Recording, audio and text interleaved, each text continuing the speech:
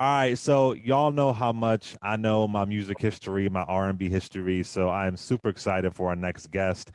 She is the executive producer of Bitchin', the sound and fury of Rick James. It premieres September 3rd at 9 p.m. Eastern Standard Time on Showtime. She is also Rick James's daughter.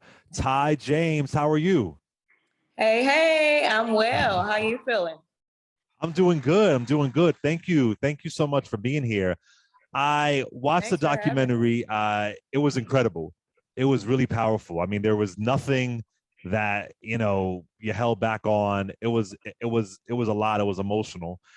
You as his daughter, was it hard to you might think Rick James's story, but there really is so much nuance to it.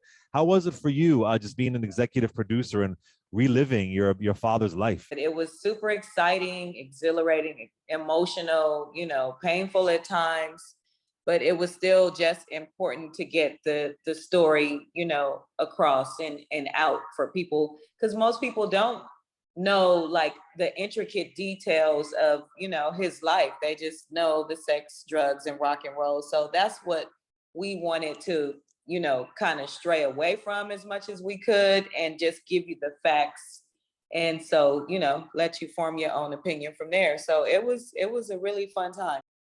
And what's also interesting about the doc is that it really shows how much Rick James was a fighter when it came to his rights as a black musician. There's a, Hmm. a a great part of the doc where he is fighting back against MTV, and he really suffers for that.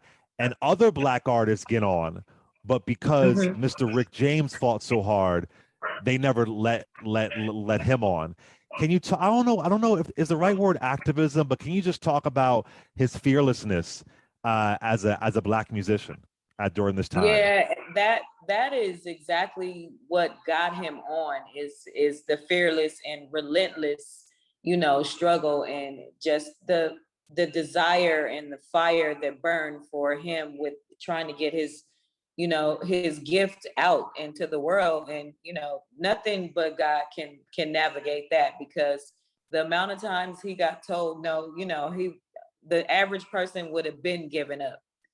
So that is just, another part of the story that I really feel like a lot of artists would be able to relate to.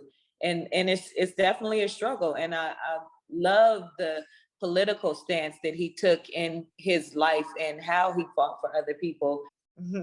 All right, so I'm a huge Prince fan, and for my Prince fans out there, there is a great part on the doc about Prince versus Rick James. It's really, really good. I'm not gonna give it away, but I do have a side question. I have no idea if you know this. All right, I'm gonna throw it your way. Maybe you do, maybe you don't. Okay. There is a music R&B funk rumor that the late great Denise Matthews, Vanity Six, really began with the Mary Jane Girls because Rick James wanted to do this girl group. And Prince stole that idea from Mr. Rick James and turned it into Vanity Six because I guess Denise Matthews knew Rick James before Prince. Do you know anything about that? Is there any truth to that? Okay, so I can probably halfway answer that if that's gonna, I mean, what That's take what you can. Okay, I'm gonna give you all what I right. know. That's all I can All give you. right. But yeah, there was always a, it was a little jealousy, a little fireworks between the two of them, because as you know, and I don't know if you knew before the doc, but Prince opened for my dad. So he actually took him on as an opening act, because back then you had to approve who you wanted to tour with you.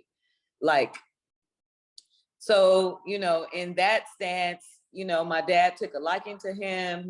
He opened for him. He started doing his moves. And so by him being the opening act, it kind of looked like my dad was coming behind him if you hadn't seen a prior show. So they always just had this, it was a constant like tug of war, because my dad did talk about doing a girl group, and then Prince did it. But if I'm not mistaken, the Mary Jane Girls might have came first. But they had it was like a healthy competition, so to say. And then they had a really strong like dislike for each other, but they mended that later on. So I was happy that that took place because shoot, it was difficult to listen to Prince in the house. He was like, nope, we will have none of that. I'm like, oh God. Well, what are some of the great lessons that you learned from your father that we can also learn from this doc?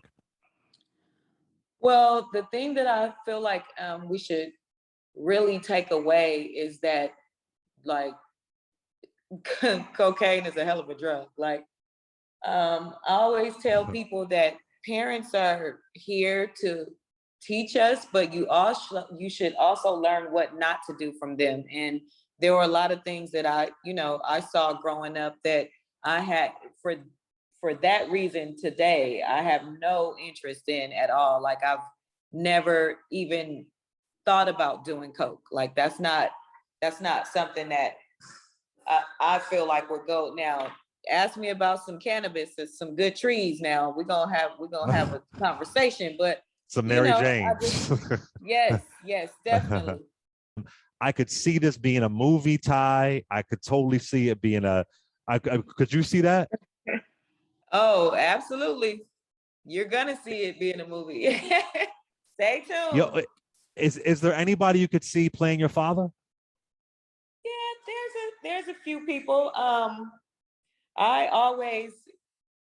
love Terrence. He looks like my dad's family. He looks like, the Terrence Johnson, Howard? Terrence Howard. Uh-huh. Okay. He exudes that, and I just think he's great. Now that not to say that that's the end of the story. Like Uh, so it's gonna be interesting. Guaranteed.